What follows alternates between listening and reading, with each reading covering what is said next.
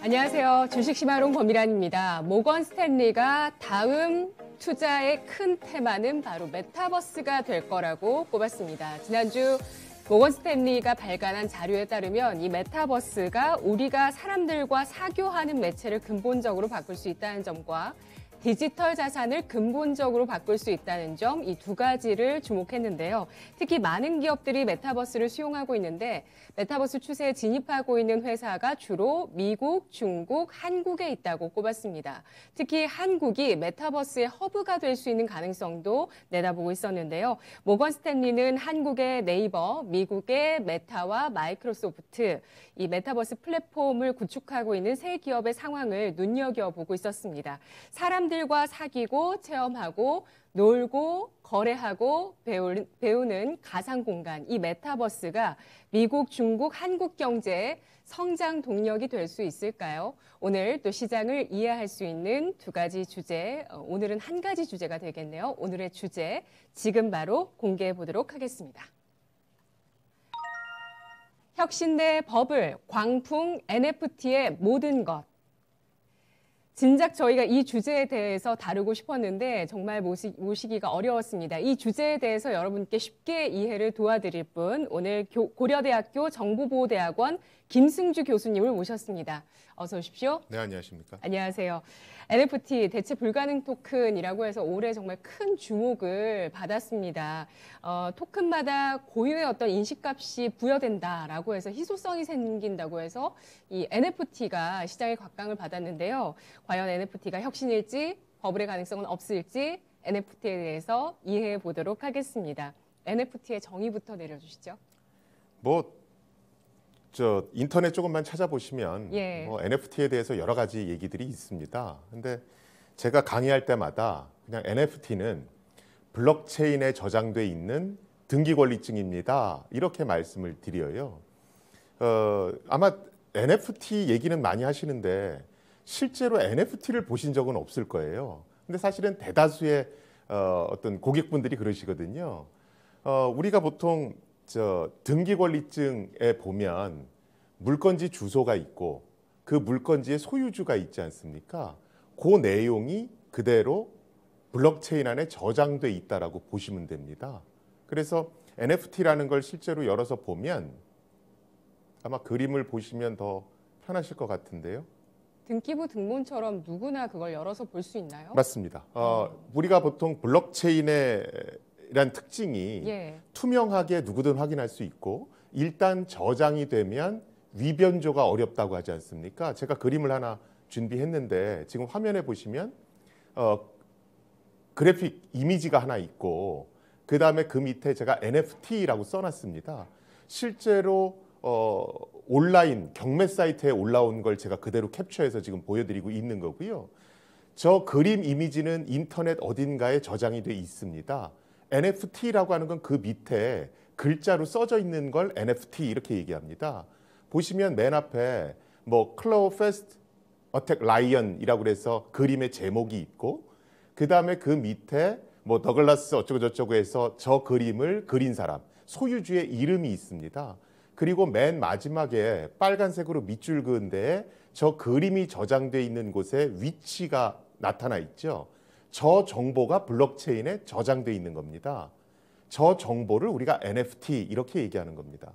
그래서 우리가 NFT를 거래한다는 건 저 정보, 저 태그가 붙은 그림을 사고 판다 이렇게 보시면 될 것 같습니다. 네, 정말 인터넷 세계에 무수히 많은 여러 이미지들이 있는데 이거의 주인이 그동안 없었다면 이제는 블록체인 기술의 발달로 인해서 이것을 만든 사람과 이것을 현재 소유하고 있는 사람들을 확인할 수 있는 이 어떤 등기부 등본 같은, 그렇죠. 예, 디지털 자산의 등기부 등본 같은 역할을 하는 것이 바로 NFT다라고 설명을 해주셨는데요.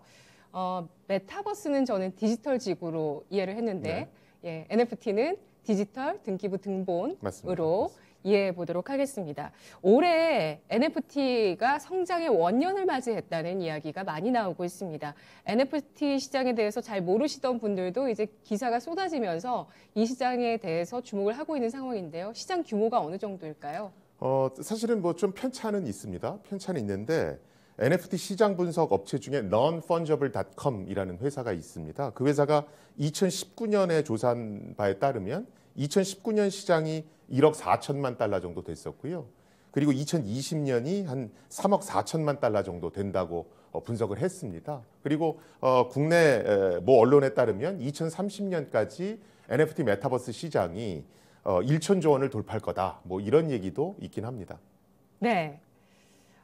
굉장히 급격하게 지난해 전년 대비해서 성장을 했고 특히 올해 들어서 더 큰 폭의 성장을 보였습니다. 그리고 앞으로 10년 동안 1,000조 달러를 돌파한다라는 것은 정말 어마어마한 규모의 시장이 된다라는 얘기일 것 같은데요.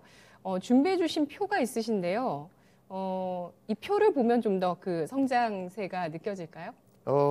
사실은 예. 뭐 가파르게 성장하고 뭐 1,000조 얘기가 나오고 사실입니다만 네. 그럼 과연 저것이 정말 옳은 금액이냐?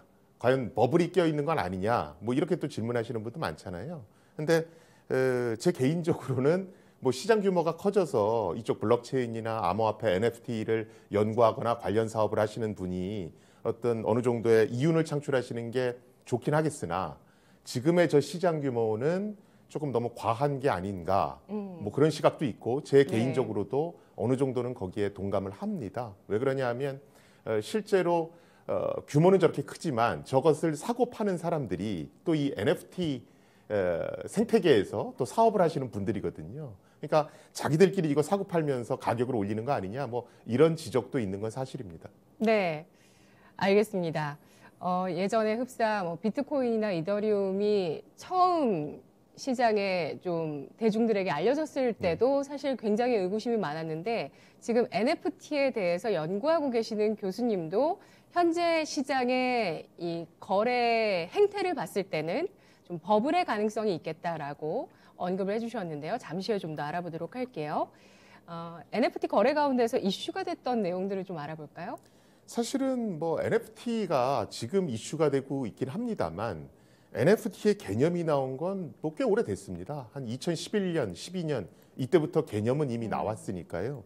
그런데 이 NFT에 대해서 본격적으로 불을 지핀 것이 그 디지털 아티스트 중에 비플이라는 작가가 있습니다. 이 작가가 매일 첫 번째 5,000일이라는 디지털 아트, 디지털 그림을 이제 그렸습니다. 이게 뭐냐면 매일 그림 5,000개를 이어붙였다라고 보시면 되고요. 이게 이제 크리스티 경매에 2021년 올해죠. 올해 3월에 나왔는데 이게 6,930만 달러에 팔렸습니다. 이 금액이 어느 정도냐면 살아있는 예술가가 받은 금액 중에 세 번째입니다. 그래서 이제 사람들이 도대체 NFT라는 게 뭐길래 이렇게 가격이 올라가? 이러면서 이제 관심을 가지기 시작을 했고요. 그러면서부터 이제 NFT 시장이 급속도로 커지게 됐다. 이렇게 보시면 될 것 같습니다. 이건 누가 사갔을까요? 그게 정확히 지금 누가 사갔는가? 그러니까 사실은 우리가 블록체인에 보면 실제로 사간 사람의 이렇게 전자지갑이라고 그러죠. 암호화폐를 담아놓는 전자지갑 주소들은 쭉 공개돼 있습니다. 근데 기본적으로 암호화폐라는 게 익명성 기능이 있기 때문에 이 사간 사람이 정확히 누구다 이렇게 구체화되기는 굉장히 어렵습니다. 네. 역시 눈에 띄는 이슈가 됐던 거래는 바로 금액적인 곳에서 눈에 띄는 내용이었습니다. 매일 첫 5,000일이라는 제목의 디지털 미술품이었는데요. 이 디지털 미술품이 사상 최고가, 디지털 미술품 사상 최고가, 우리 돈으로 818억 원을 기록하면서 팔려나갔고 또 현존하는 살아있는 작가 가운데 사상 세 번째로 높은 금액으로 팔려나갔습니다. 어쨌든 이 금액이 대변하듯이 이 NFT라는 것을, 이 NFT라는 형태를 갖고 있는 미술품을 좀 갖고자 하는 욕구, 니즈도 충분히 어쨌든 고액 자산가들 가운데서는 있지 않을까라고 예상할 수 있는 대목이 아닐까 싶은데요. 교수님 어떠신가요? 이제 NFT 시장에 이게 이렇게 비싼 가격에 어떻게 사가지? 이런 돈을 지불한단 말이야? 그 질문을 굉장히 많이 하세요. 그런데 또 그렇게 사가시는 분이 갖고 있는 암호화폐를 보면 너무도 많은 암호화폐를 갖고 있기 때문에 사실은 그 NFT가 붙은 그 이미지나 그림을 사는 게 그분들한테는 그렇게 큰 액수가 아닙니다. 그래서 보통 이쪽 생태계에서 뭐라고 얘기를 하냐면 저분들은 저걸 무슨 소장을 해서 나중에 비싼 돈을 받고 팔겠다 이런 것이 아니고 이미 현재도 암호화폐를 많이 갖고 있고 그 암호화폐를 가지고 아 내가 이거 첫 번째 거 샀어 또는 나 이거 얼마짜리 샀어 이렇게 해서 약간의 과시욕도 있는 거다. 그래서 커뮤니티에서 나는 이 정도의 사람이야 이런 것들을 과시하기 위해서도 산다는 분석이 있습니다. 네, 그 과시욕이라는 게 또 큰 소비의 그 근거가 되기도 합니다. 물론 그렇기도 하죠. 실제로 게임 업계에서도 그렇고 뭐 일상생활에서도 마찬가지입니다. 남들이 다 쳐다보거든요. 그렇죠. 예. 그렇죠. 그래서 우리가 보통 NFT 얘기할 때 예. 이 NFT가 성공하려면 네네. 이제 여러 가지 NFT를 같이 붙여서 판 여러 가지 작품들이 많은데 성공한 것도 있고 실패한 것도 있거든요. 그래서 NFT가 성공하는 큰 요인 중에 하나가 커뮤니티가 구성되어 있느냐. 아, 그러니까 네. 저분이 샀어? 저런 것도 갖고 있어? 예. 이렇게 칭찬해주고 같이 기뻐해줄 커뮤니티가 형성돼 있는가? 그걸 사실은 굉장히 중요하게 봅니다. 그래서 하나의 밈 현상이네요. 뭐 그런 거죠. 예. 그래서 국내 뭐 이렇게 유명 가수 기획사들이 NFT를 발행하겠다 뭐 이런 얘기를 많이 하잖아요. 그런 것들을 눈여겨보는 이유 중에 하나가 팬덤을 갖고 있거든요. 그래서 이게 어떤 커뮤니티 현상을 만들어낼 수 있을 것도 같은데 이러면서 그걸 유심히 보는 겁니다. 네. 저도 굉장히 주목되더라고요. 원래 그 앨범을 팔기 위해서 그 안에 그 다양한 어떤 그 희소성 있는 어떤 사진 같은 것들 그런 걸 끼워 넣어서 앨범을 팔곤 했는데 이걸 NFT화해서 팔았을 때 그 팬덤에서 나타날 뭐 팬분들이 선물하시는 게 금액이 엄청난 것들이 참 많거든요. 맞습니다. 일명 조공이라고 하는데 그렇죠. 네, 앞으로 그 팬덤이 일으킬 NFT 시장의 파급도 굉장히 주목된다고 말씀해 주셨는데요. 지금 NFT가 주목받고 있는 이유에 대해서 어떻게 보십니까? 아까 잠깐 말씀드렸지만 네. 사실은 NFT의 역사는 꽤 오래됐습니다. 그래서 처음 시작을 보면 2011년에 네임 코인이라는 게 있었습니다. 이름 할 때 하는 네임, 거기다 코인을 붙인 거거든요. 이 네임 코인은 뭐냐면 사실은 우리가 눈에 보이지 않는 실체가 없는 디지털 정보 중에 고가로 거래되는 게 있습니다. 이게 어떤 걸까요? 그림 이런 거 말고. 뭐가 있을까요? 그게 인터넷 도메인 주소입니다. 아, 예. 옛날에 무슨 모모.com 예. 이런 것들이 굉장히 비싼 가격에 팔렸잖아요. 그래서 인터넷 주소를 블록체인에 등록을 해서 그걸 암호화폐로 거래를 하는 겁니다. 그게 바로 네임 코인입니다. 그래서 사실은 이 네임 코인도 인터넷 주소에 어떤 NFT가 붙어 있다. 이게 누구 거다라는 소유권이 붙어 있다는 의미에서 NFT의 시초로 볼 수 있고요. 그러다가 이제 비트코인에서 컬러드 코인이라는 걸 만들었습니다. 그게 뭐냐면 뭐 비트코인에다가 꼬리표를 붙이는 겁니다. 노란색, 빨간색, 파란색 이렇게 컬러 꼬리표, 색깔 꼬리표를 붙여서 예를 들어 파란 색깔이 붙은 건 뭐 영화 관람용 코인이야. 빨간 색깔이 붙은 건 무슨 뭐 식료품용 코인이야. 이런 식으로 코인을 이제 구분하기 시작을 합니다. 그러다가 이제 이더리움, 우리가 2세대 암호화폐라고 하는 이더리움 진영에서 NFT 관련한 표준도 만들고 아주 본격적으로 NFT를 홍보하기 시작을 합니다. 그게 언제부터인가요? 그게 이제 2014년, 15년 이때부터 본격화된다라고 보시면 되고요. 그러다가 이제 크립토 키티라고 하는 네. 게임이 나온 겁니다. 고양이 키우는 고양이 아이템 게임이 있죠. 네. 그러면서 사람들이 관심을 갖다가 이제 비플이라고 하는 아티스트가 이제 올해 3월에 굉장히 큰 돈으로 본인의 작품을 팔면서 이제 가격이 급등하기 시작하는 거죠.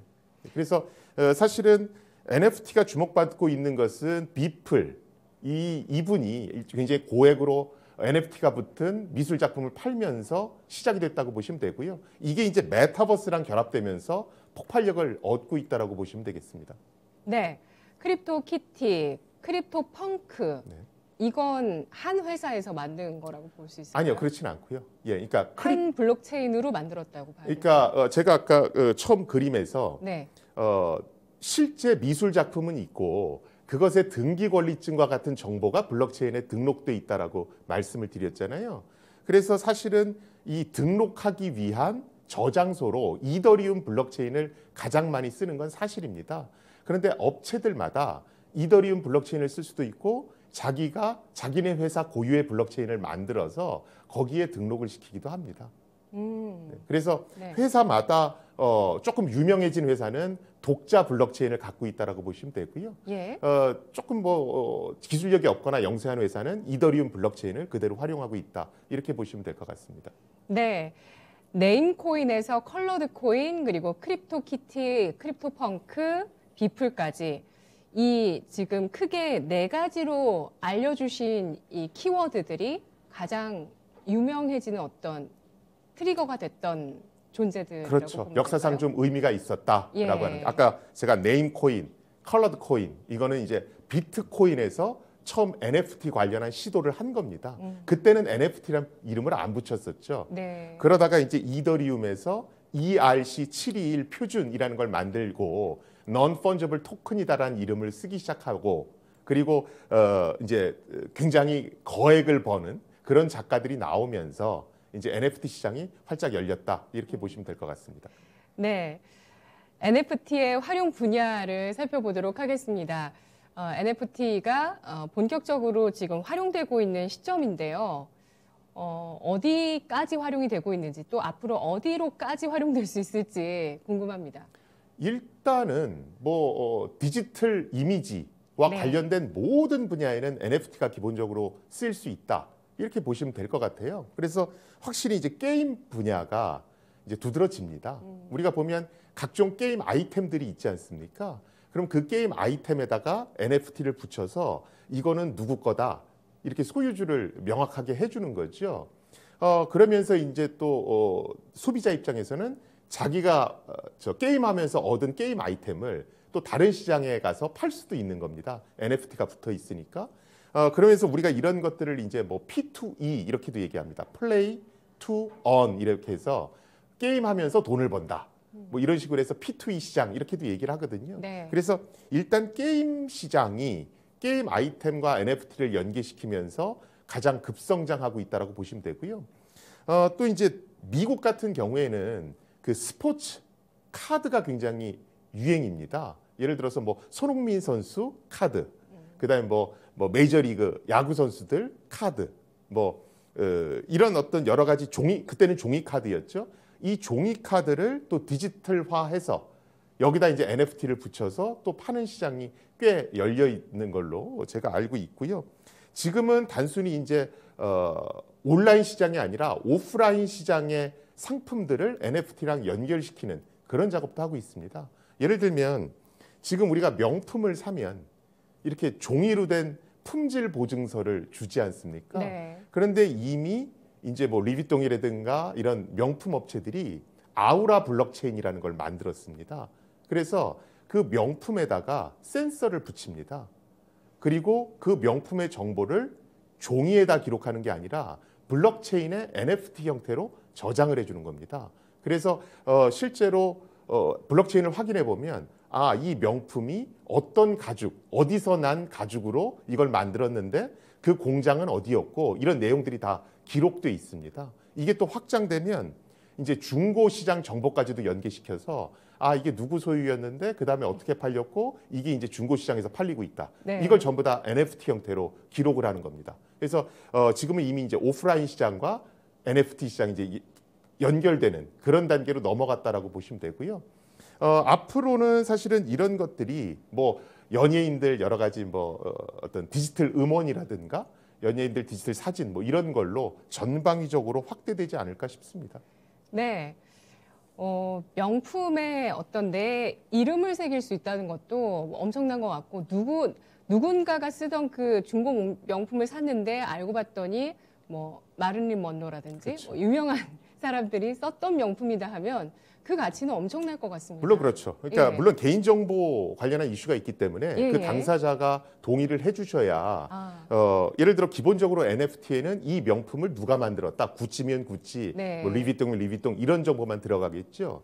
그런데 사실은 NFT 시장은 더 커질 수가 있는 게 네. 우리 연예인분들 보면 이제 자선 기부 행사 이런 것들 하잖아요. 그러면서 본인들이 쓰던 옷, 백 이런 것들을 시장에 내놓는데 그게 블록체인과 연동돼서 아 이거 누가 쓰던 거구나. 그리고 뭐 그때의 사진 이런 정보가 블록체인의 NFT 형태로 같이 들어가게 되면 그 중고 상품의 가치가 더 올라갈 수도 있잖아요. 네. 그러면서 이제 2차, 3차 시장이 커지게 되는 거죠. 그런 쪽으로도 앞으로 NFT는 충분히 발전할 가능성이 있습니다. 확실히 가치를 부여하는 역할을 하는 것만은 분명한 것 같습니다. 네. 이 NFT라는 기술 자체가요. 과연 뭐 쓸데없이 누가 그만큼 많은 돈을 이라고 생각하실 수도 있지만 분명히 또 형성될 수 있는 시장이 될 거고 그 시장의 기반에는 커뮤니티가 있다고 말씀을 해주셨고요. 그것이 결국에는 어떤 사람의 본능과 심리를 자극하는 게 아닌가라는 그렇죠. 생각이 듭니다. 뭐 누구나 또 유명해지고 싶다라는 그런 또 본능은 가지고 있는 거니까요. NFT에 대한 긍정론에 대해서 좀 알아보겠습니다. 교수님이 보시기에는 NFT라는 것이 획기적인 기술이라고 보시나요? 사실은 기술적으로 봤을 때는 기존에 뭐 블록체인에서 전부 다 있던 기술이니까 기술적으로 그렇게 새로울 건 없습니다. 기술적으로 그렇게 새로울 건 없는데 잠재력은 분명히 충분합니다. 우리가 1세대 암호화폐 그런 비트코인을 얘기하죠. 2세대 암호화폐가 이제 비탈릭 부테린이라는 러시아계 캐나다인이 만든 이제 이더리움이라고 보통 얘기를 합니다. 그런데 이 비탈릭 부테린조차도 NFT에 분명히 버블이 끼어 있는 건 사실이다. 하지만 잠재력은 굉장히 크다. 그 얘기를 사실 했습니다. 저도 여기에는 동감을 하고요. 우리가 지금 NFT 얘기를 할 때 사실은 NFT가 이런 폭발력을 받는 큰 이유 중에 하나가 일단 첫 번째가 디지털 이미지에 대해서 이게 원본이냐 아니냐를 구분해 줄 수 있다. 이게 사실은 굉장히 큰 특징입니다. 네. 디지털 정보라는 게 복제가 되기 쉽거든요. 그렇죠. 그런데 그 중에는 NFT가 붙어 있는 것도 있고 아닌 것도 있지 않습니까? 근데 NFT가 붙어 있는 경우에는 누가 만들었다, 언제 만들었다 이 정보가 써져 있으니까 여러 개의 복제본 중에서 아 이게 원본이었구나 이걸 확인할 수 있게끔 해주거든요. 이게 이제 어떻게 폭발력을 갖냐 하면 우리가 이제 메타버스 얘기를 많이 합니다. 그런데 사실은 메타버스라는 게 그렇게 새로운 개념은 아니거든요. 과거에 우리가 뭐 싸이월드 또 하다못해 뭐 리니지 뭐 이런 게임들이 있잖아요. 이런 것들이 전부 다 아바타를 갖고 노는 것들입니다. 이런 것들 전부 다 메타버스라고 볼 수가 있거든요. 그런데 우리가 과거에 즐겼던 싸이월드라는 메타버스와 요새 1등하고 있는 게 이제 로블록스라는 메타버스 회사죠. 이 로블록스 메타버스는 좀 차이가 있습니다. 어떤 차이가 있냐면 싸이월드는 거기 이용자는 단순히 소비자입니다. 가서 도토리 사서 배경음악 사고 옷 사고 뭐 이런 나는 그냥 계속 돈을 쓰기만 하거든요. 네. 이건 기존의 게임도 마찬가지죠. 나는 아이템 사고 그러니까 무기, 칼 뭐 이런 거 사느라고 계속 돈을 써야 됩니다. 그런데 로블록스 같은 현대의 메타버스는 이용자가 단순히 소비자가 아니라 생산자이자 소비자입니다. 그러니까 이제 프로슈머가 되는 거죠. 예를 들어서 우리나라 네이버가 하고 있는 제일 유명한 메타버스가 제페토라고 네. 하는 거죠. 제페토에도 아바타들이 있고 그 아바타들이 멋지게 뭐 귀걸이도 달고 있고 선글라스도 쓰고 스카프 뭐 이렇게 옷 같은 것도 아주 멋지게 입고 있습니다. 이런 아이템을 제작해주는 크리에이터가 제페토에만 50만 명입니다. 그러니까 그 아이템들 만들어주는 사람들이 50만 명이라는 겁니다. 네. 그 사람 그 크리에이터들 중에서 제일 인기 좋은 크리에이터가 렌지라고 하는 크리에이터입니다. 아, 네. 예. 이 어디 살고 있나요? 네? 렌지는 어디 살고 있나요? 살고 있는 곳은 제가 잘 모르겠고요. 메타버스상에 한국 사람이 존재한다는 건 제가 압니다. 한국 사람이 아닐 수도 있어요. 한국 사람입니다. 한국 예, 사람이에요? 얼굴은 유튜브나 이런 데 공개가 돼 있으니까요. 아, 예. 그런데 이 렌지라고 하는 크리에이터가 한 달에 얼마 정도 수익을 벌 것 같으세요? 제가 맞춰보겠습니다. 네. 한 달에 몇 억은 벌 것 같습니다. 이건 너무 많은데. 너무 많은가요? 한 달에 5천만 원? 한 1,500만 원 정도 봅니다. 예. 그런데 이게 적은 액수가 아닌 것이 아바타가 달고 다니는 무슨 귀걸이, 아바타가 네. 달고 다니는 옷 이게요 무슨 몇만 원씩 하지 않거든요. 해봤자 뭐 420원, 1,500원 뭐 이런 정도입니다. 네. 그런 걸 팔아서 한 달에 1,500만 원씩 버는 겁니다. 그렇죠? 자, 그런데 제가 말씀드렸듯이 우리가 제페토라고 하는 메타버스에서는 이용자가 이렇게 아이템을 만들어서 다른 사람한테 팔 수가 있습니다. 즉 내가 소비자임과 동시에 생산자가 될 수 있는 거죠. 로블록스라고 하는 메타버스에서는 이용자들이 게임을 만들 수가 있습니다. 오징어 게임 뭐 이런 것들을 가상 공간에 만들어서 거기 있는 다른 사람들이 그 게임을 하게 하는 겁니다. 그러면 거기서 발생되는 수익을 로블록스 회사와 그 게임을 만든 사람이 또 나눠 가집니다. 그래서 메타버스의 가장 큰 특징은, 즉 현대에 나온 메타버스의 가장 큰 특징은 이용자가 생산자이자 소비자이자, 즉 메타버스 공간 안에서 놀기만 하는 게 아니라 경제 활동을 할 수 있다. 이게 사실은 가장 큰 포인트입니다. 자, 그런데 메타버스에서 만든 이런 각종 아이템이나 게임들은 디지털로 만들어졌기 때문에 복제가 쉽습니다. 짝퉁이 많아질 수 있다는 거죠. 그런데 이 짝퉁을 통제하지 않으면 경제 시스템이 망가지죠. 왜 그러냐면 누가 만들었는데 그걸 쉽게 복제할 수 있으면 이제 그거 안 하려고 그러고 가격이 막 떨어질 거 아닙니까? 이 메타버스 시장의 각종 디지털 아이템들에 대해서 아, 이건 원본이야, 이건 짝퉁이야, 그걸 NFT가 가능하게 해주는 겁니다. 그래서 아바타들이 여러 가지 아이템들을 착용하고 있는데 아, 저건 진짜 구찌가 만든 거구나, 저건 렌즈가 만들었구나, 에이 저거는 짝퉁이네, 이런 것들을 구별 가능하게 해주니까 경제 시스템이 공고히 되고, 그래서 NFT가 메타버스랑 궁합이 잘 맞는다, 이렇게 얘기를 하는 거고요. 네. 그래서 NFT가 폭발력을 갖고 있다, 이렇게 얘기를 하는 겁니다. 네. 저도 제 주변 분들에게 이 NFT를 봐야 된다라고 얘기를 하면서 설명드릴 때, 그 어떤 게임의 아바타나 아바타의 사진이라든지 아니면 아바타가 착용하는 아이템을 NFT화해서 거래할 수 있다라고 얘기를 했더니 그거 기존에 있는 거 아니냐 이렇게 얘기하시는 분도 계셨고요. 그리고 그거 결국엔 내가 돈을 쓰는 거 아니냐라고 얘기를 하시더라고요.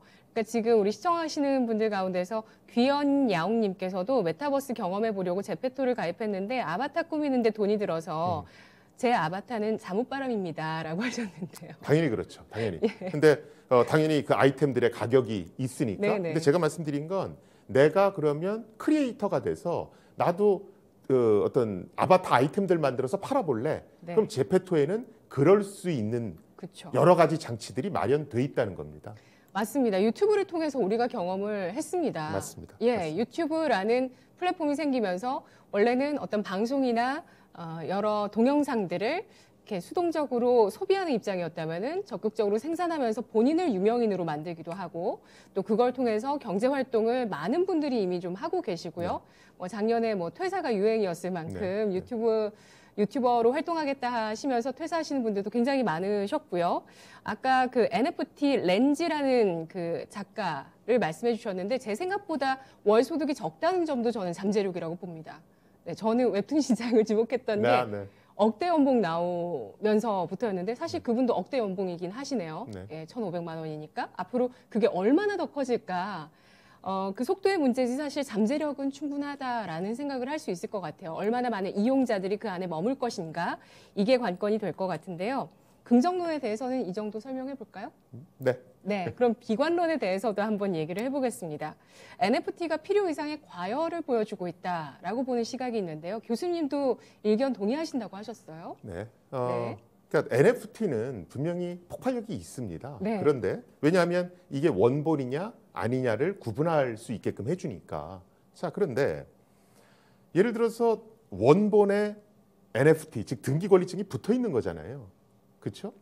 그런데 아무리 가치가 뛰어나도 원본의 가치가 예를 들어 한 뭐 1,000원 정도예요. 근데 NFT가 붙었다고 해서 1억이 될 수는 없지 않습니까? 그렇죠? 근데 그런 현상이 벌어지고 있는 겁니다. 되더라도 떨어질 수도 있는 거고요.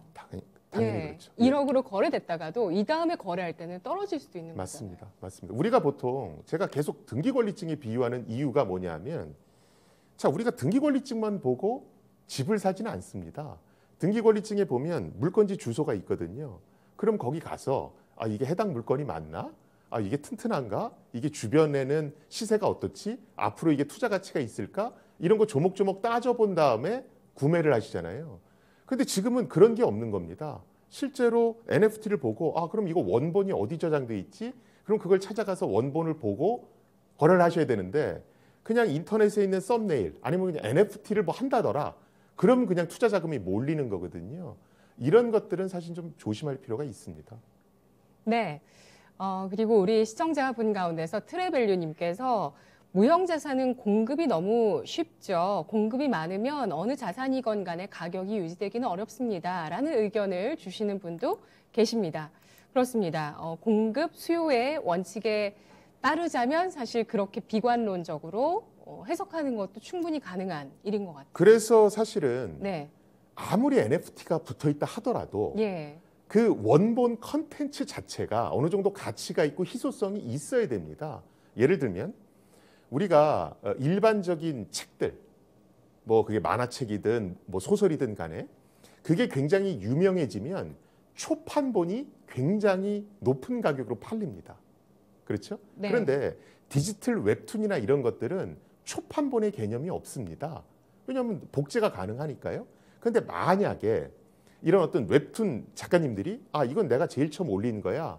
그래서 초판본에다가 NFT를 붙이면 이거는 다른 복제물하고 달리 이게 제일 처음 나온 거지 아니지를 구별할 수 있거든요. 네. 이런 것들은 사실은 그래 NFT를 붙였을 때 어느 정도 인정을 받겠다. 사람들이 이렇게 생각을 하죠. 그래서 사실은 NFT가 붙었다 이러고 바로 투자하실 게 아니고 정말 NFT가 붙어서 원본하고 복제본을 구별 가능하게 해줄 때 그 원본 자체가 가진 매력이 있나? 이걸 먼저 생각해 보실 필요가 있습니다. 네. 희소성. 맞습니다. 그리고 뭔가 가치를 부여할 수 있다는 이 NFT의 장점을 잘 눈여겨보셨다가 모르죠. 오징어 게임이 이렇게 흥행할지 몰랐지만 네, 그런 뭔가의 어떤 대흥행작의 원작 웹툰 IP의 초판본의 NFT를 내가 갖고 있다면 그게 앞으로 부르는 게 값이 될 수도 있다는 그렇게 건 될 수도 있죠. 충분히 가능한 그런 이야기가 될 것 같습니다. 긍정론, 비관론 얘기를 해봤는데요. 아직은 이 NFT가 성장 초기의 산업인 것만은 또 분명합니다. 앞으로 10년 동안 크게 성장할 것으로 일단 예상은 나오고 있는데 최근에 급격하게 자금이 좀 유입됐습니다. 돈이 흔해졌다라고 해서 어떤 또 투자자는 캐시 이즈 트래시라고 해서 현금이 쓰레기다라고 이야기를 할 정도로 저금리 시대에 사실 많은 또 돈들이 돌아다니고 있는데 무분별한 투자가 좀 이루어지기 쉬운 분야일 것 같습니다. NFT의 거래를 할 때 어떤 점을 유의해야 될까요? 이게 지금 아까도 처음에 그림에서 보여드렸듯이 블록체인에 저장된 건 NFT입니다. 거기에 원본 이미지가 저장돼 있는 게 아니거든요. 그냥 블록체인 상에는 그러니까 블록체인 상에 저장된 NFT에는 원본 이미지는 인터넷 어느 주소에 있다. 소유주는 누구다. 그냥 쉽게 얘기하면 그 정보가 들어있는 거거든요. 자, 그런데 실제로 원본이 저장돼 있다고 하는 곳에 가봤더니 그 정보가 없을 수도 있거든요.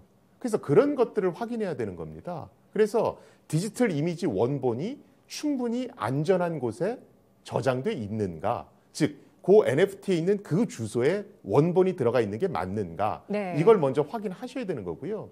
두 번째는 마치 NFT를 구매하시면, 즉 NFT가 붙은 디지털 작품을 구매하시면 그 작품에 대한 모든 권한을 소유한다라고 생각하시는 경우가 많아요. 근데 그건 아닙니다. NFT와 관련해서 소유권만 내가 갖는 것이지 저작권을 내가 갖는 게 아닙니다.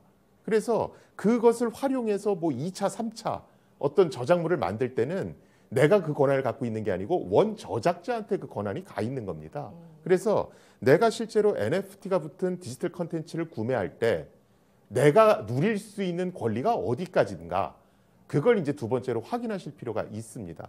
그리고 마지막으로 아직까지는 NFT가 얘가 법적으로 실체가 뭐야, 이게 정해지질 않았습니다. 그래서 NFT가 붙은 디지털 컨텐츠를 그냥 내가 샀다 하더라도 과연 그럼 내가 법으로 어디까지 보호받을 수 있는가, 이건 아직 정해진 부분이 없습니다.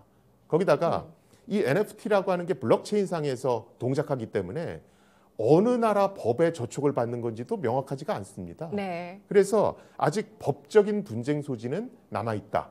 이걸 좀 신경 쓰셔야 될 것 같습니다. 네. 앞으로 NFT가 저작권 등 여러 법적인 분쟁에 좀 자유로울 수 있을지는 계속 더 발전되는 내용들을 지켜보셔야 될 것 같고요. 저작권이라든지 세금 과세라든지 여러 앞으로 해결해야 되는 과제들은 좀 남아있는 그런 자산이 아닌가라는 생각이 드는데요. 원작이 어디 있는가도 한번 잘 확인을 해봐야 된다라고 얘기를 해주셨습니다.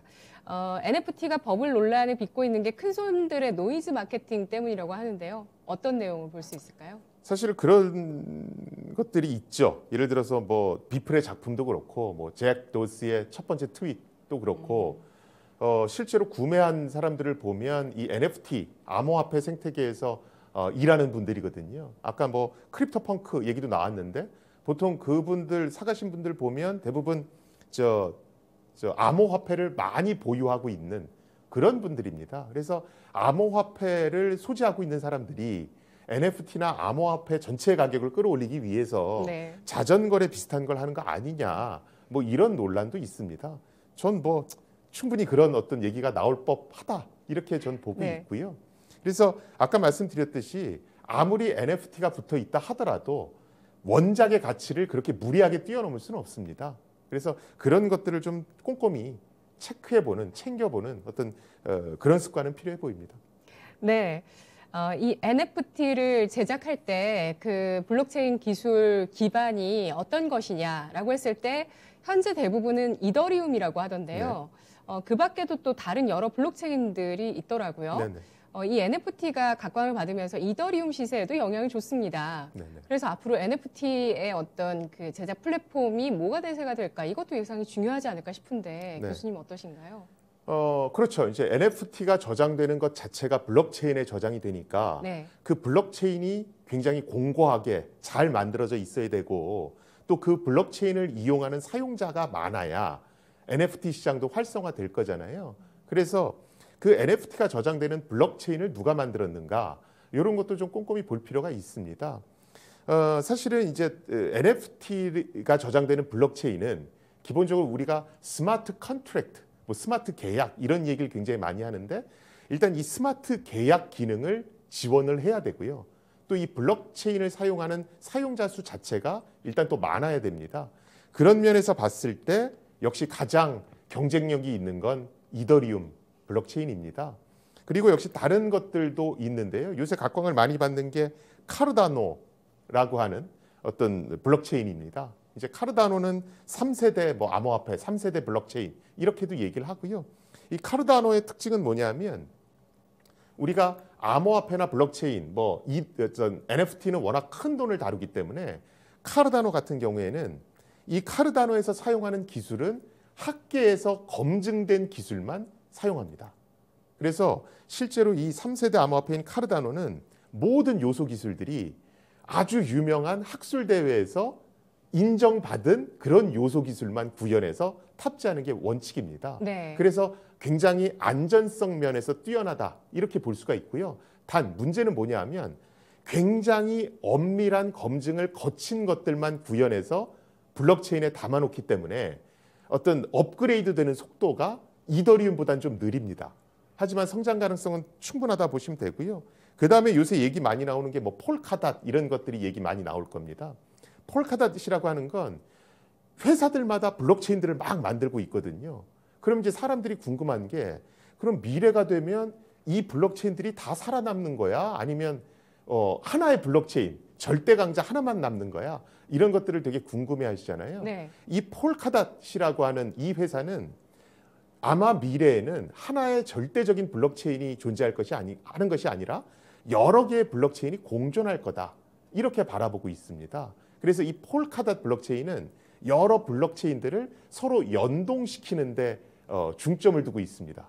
이게 왜 중요하냐 하면 아까 제가 NFT라고 하는 게 이더리움 블록체인 상에서 많이 저장되지만 회사들마다 자기들 독자적인 블록체인을 만들어서 거기다가 NFT를 저장하기도 합니다. 이렇게 말씀드렸잖아요. 네. 그 얘기는 내가 A라는 블록체인에 NFT를 샀어요. 이건 다른 블록체인에 가져가면 호환이 안 되는 겁니다. 그 얘기는 시장이 작아진다는 얘기죠. 그렇죠? 그런데 폴카닷 같은 게 존재해서 여러 블록체인을 서로 상호 연동이 되게끔 만들어주면 NFT 시장이 굉장히 커질 수 있잖아요. 그래서 사람들이 폴카닷이라는 회사의 블록체인도 눈여겨보는 겁니다.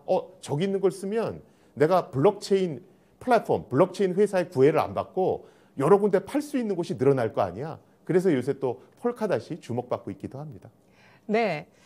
이 시간을 주식 투자자분들뿐만 아니라 코인 투자자분들도 좋아하실 것 같다는 생각이 듭니다. 네, 중요한 내용들을 많이 말씀해 주신 것 같은데요. 이제 시간이 얼마 없어서 질문을 하나 정도만 소화를 해야 될 것 같은데 저희가 준비한 내용 중에서 남아있는 질문 중에서 어떤 부분이 가장 중요할까요? 그게 뭐 전망 얘기는 앞에서도 많이 했으니까 예. 제일 중요한 게 자금 세탁 방지법 뭐 요거 관련해서 잠깐만 말씀을 드릴게요. 네. 지금 뭐 NFT를 가상자산으로 볼 거냐 아니냐, 뭐 NFT의 법적 기반이 뭐 마련돼 있느냐 안 돼 있느냐, 뭐 암호화폐가 도대체 뭐냐, 뭐 이런 얘기들이 되게 많이 나오잖아요. 돈 너무 쉽게 버는 거 그렇죠, 아니냐. 그렇죠. 예. 그런데 지금 우리나라에서는 암호화폐나 NFT에 대해서 명확히 법으로 규정해 놓은 건 없습니다.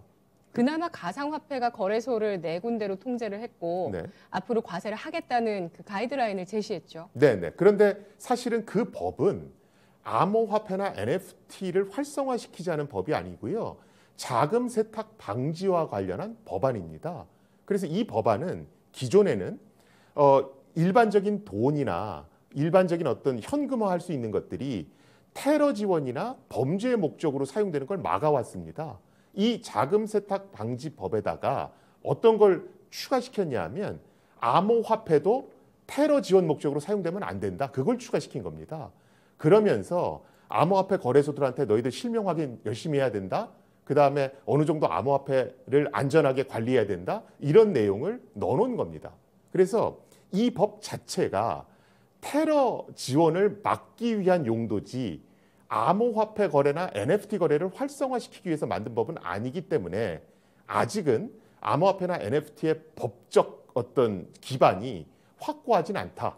이렇게 보시는 게 좋을 것 같습니다. 그 얘기는 여기서 일어나는 거래가 나중에 과세 대상이 될 수도 있고 안 될 수도 있고 또 법적인 보장을 못 받기 때문에 사후에 문제가 될 수 있다는 겁니다. 그래서 그 부분은 반드시 염두에 두시고 투자를 하셔야 될 것 같습니다.